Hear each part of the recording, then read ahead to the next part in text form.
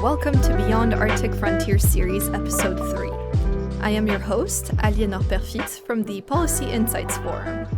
We are joined today by Colonel Daniel Blanc, Strategic Advisor at the Canadian Armed Forces Cyber Command.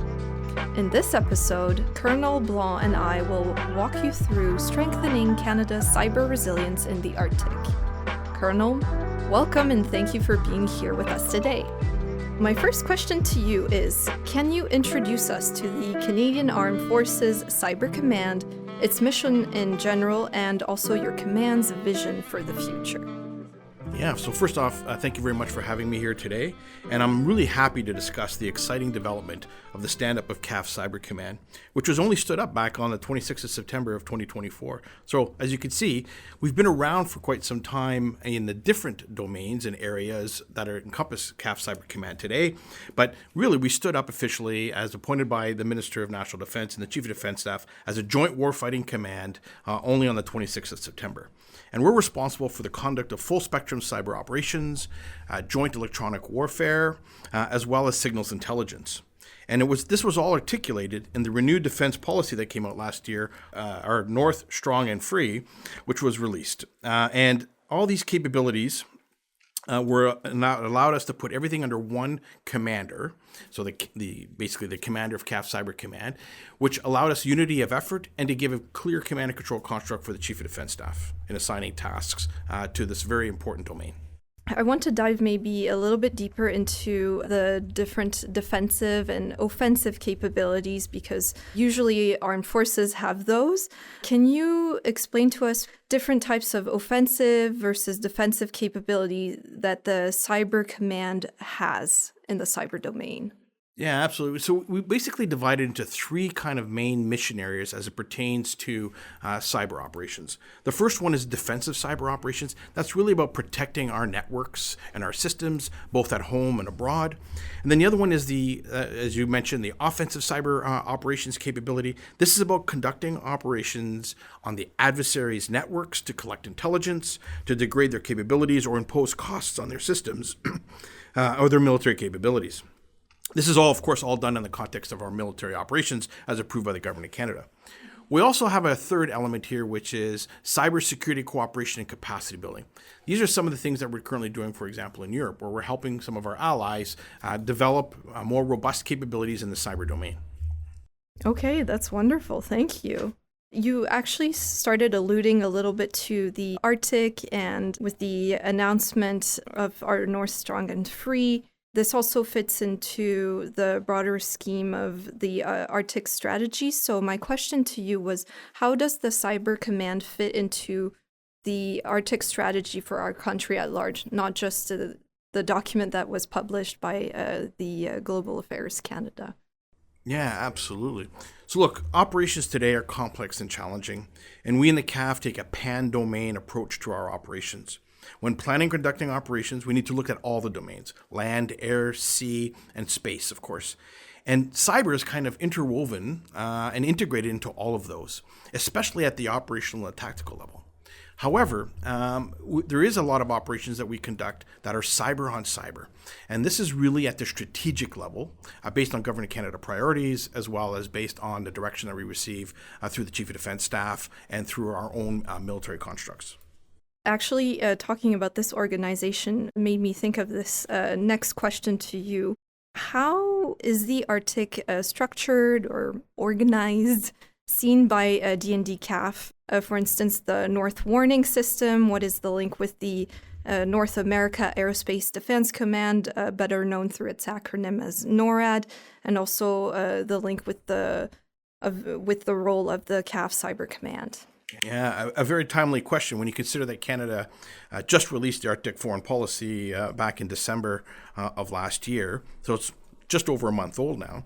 And from a D&D CAF perspective, we continue to be responsible for the defense of the Arctic and for asserting our sovereignty in the North, because we're one of the primary instruments and tools to do that for the Government of Canada. With regards to the North Warning System, it's really a series of warning radars operated and maintained by NORAD, which has both long and short-range radars that are located in Alaska as well as in northern Canada. When it comes to supporting NORAD and their operations, what happens is that the commander of NORAD can request cyber effects or support from CAF Cyber Command, and the commander would do that through the Chief of Defense Staff. And then once that request goes to the Chief of Defense Staff, the Chief would then task us to be able to provide support to NORAD in whatever format. And a lot of times that's really done in close coordination and conjunction with U.S. Cyber Command as well. I would like to take a broader view now, if I may, Colonel, and turn our attention to what is the current state of things in the Arctic and the cyber reality that we live in. Yeah, it's really hard to separate the Arctic into its own kind of cyberspace, because at the end of the day, we're really talking about threats to cyberspace in the Arctic. We're really talking about adversarial activities. Those nation-state actors and cyber criminals that maybe want to do some nefarious activities in the Arctic against potentially our infrastructure, our capabilities, etc. And there are real challenges when operating in the North, right? The infrastructure and the capabilities that are there, a lot of them is old. It requires a lot of upgrades. It's expensive to operate. And the other problem we have is that there's a lack of technical experts in the region as well, just from a population-based perspective. So these projects take a lot of time, a lot of effort, a lot of human resources. And the problem is that when we deployed some of these systems up north years ago, because it's so hard to kind of recycle some of that infrastructure, they weren't cyber resilient or cyber secure back in the day.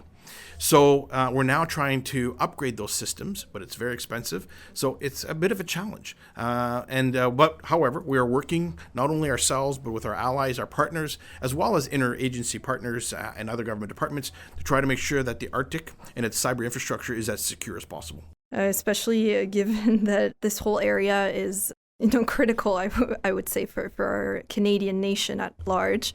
There's another element that I wanted to ask you about is space, since it's a critical component for communications. How can we ensure that it is a space that is cyber secure? Well, there's the linkages with the ground stations up north, I imagine, but also just in the broad sense. It's interesting. Some of the challenges we talked about in the Arctic are even more complex when it comes to space. Same thing. We deployed a lot of systems into space over the last several decades that were, at the time, not cyber secure or cyber resilient. That wasn't an issue at the time. And now we have satellites circling the Earth right now where how do we actually upgrade them to make sure that the data links, the ground stations, as well as the satellites themselves are cyber resilient and cyber secure? It's a very complex problem, a very expensive problem that is basically being looked at by other government departments as well as our department. And this really is going to take significant effort, not just from a government perspective, but from a private industry perspective as well. And partnerships and trust are going to be important as we try to work together with academia, with private industry, with government to try to make sure that everything we do in space going forward is as cyber secure and resilient as possible. This actually brings to mind the next question I had for you is what modernization work the Cyber Command is undertaking to ensure that it can continue to be resilient in the face of adverse weather conditions. As we know in the north, it can be quite tough out there, but also adverse actors in the north.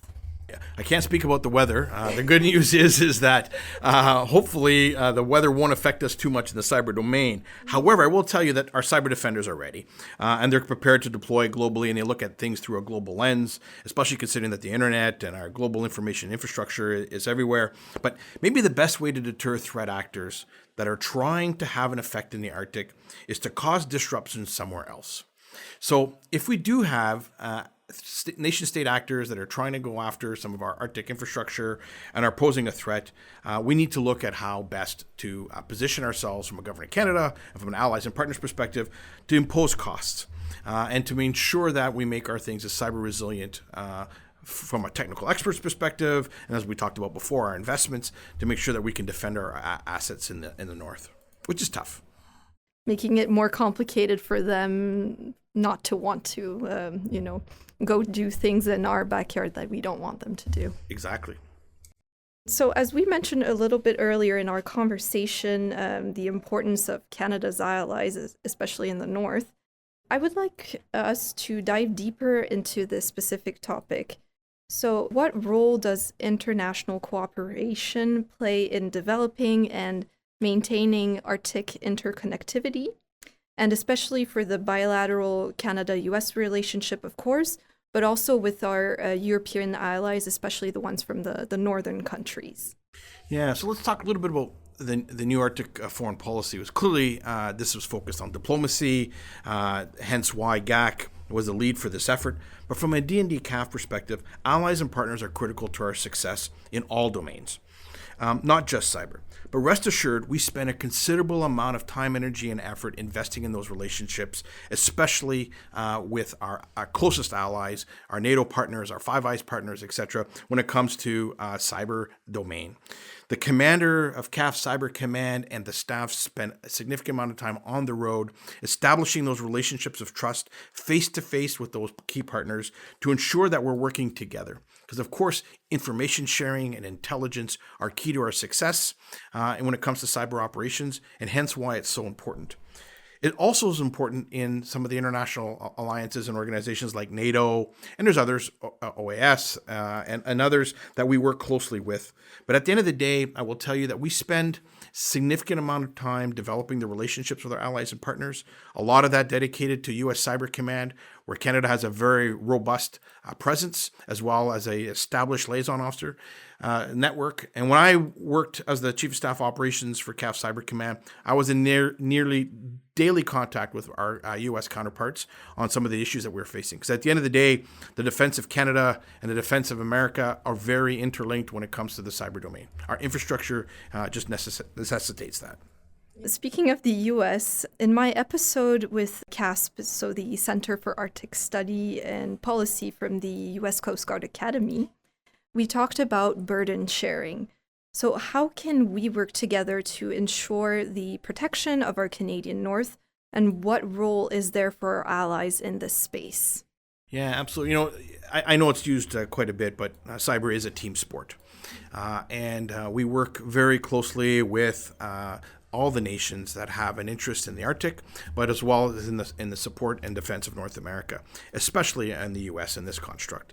Our infrastructure, as I mentioned earlier, is so interlinked that it's very hard to have any type of robust cybersecurity and resilience program without it being closely aligned and synchronized with our American partners. In addition, allies and partners in other regions are also critical because they provide intelligence, they provide support, they provide early warning and awareness that we are using on a daily basis as well. And that goes both ways. So while we talk a lot about the U.S. relationship, which is so key in the defense of Canada and North America, we also deal closely with our European partners. And even our Indo-Pacific partners, which are critical for this.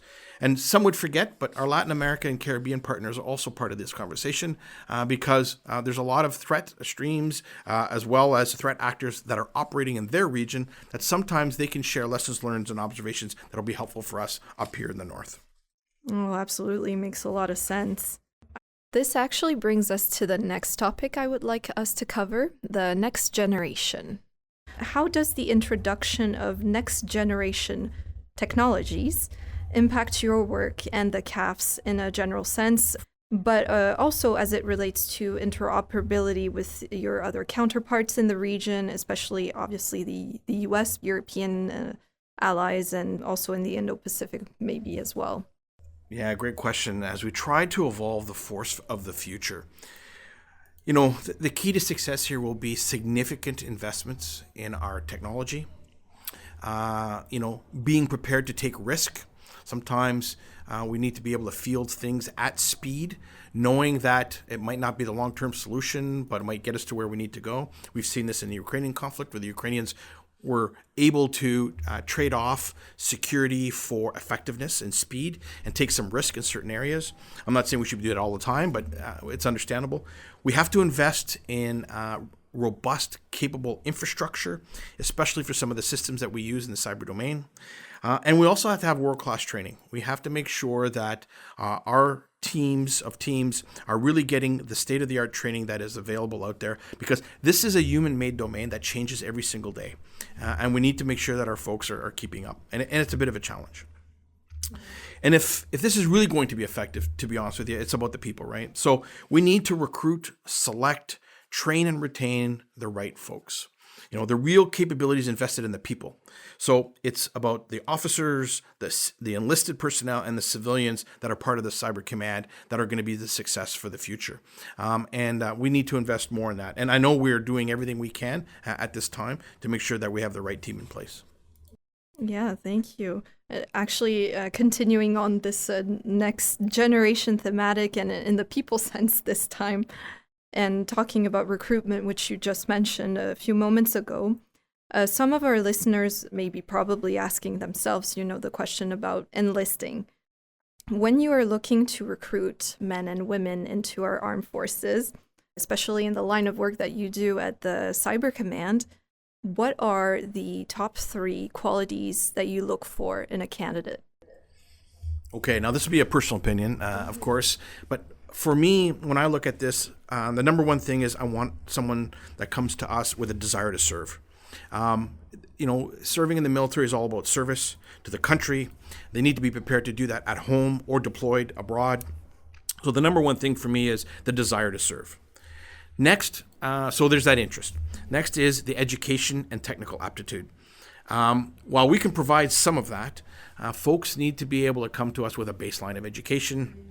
Now, whether that's high school or university, the good news is that if you come to us with some of this, we can provide you additional education and opportunities and training for free. The military will pay for it. But it's a long journey. I don't want to couch this too much. At the end of the day, it's multiple years of education and training and experience to be an effective cyber operator. And this takes quite some time. So that would be number 2, education and technical aptitude. And number 3, I think one of the attributes that we look for, and I know that I look for, is the curious and inquisitive mind. We want people that are trying to deal with very complex, wicked problems, and they need to have that curiosity. That professional interest, because it's going to be long hours, it's going to be difficult, complex issues, and if they don't have that drive to find out why something is working or not working, or how the adversary got through one of our networks or firewalls, then it's going to be difficult. So those are the 3: desire to serve, education, technical aptitude, and a curious or inquisitive mind. Thank you so much, Colonel.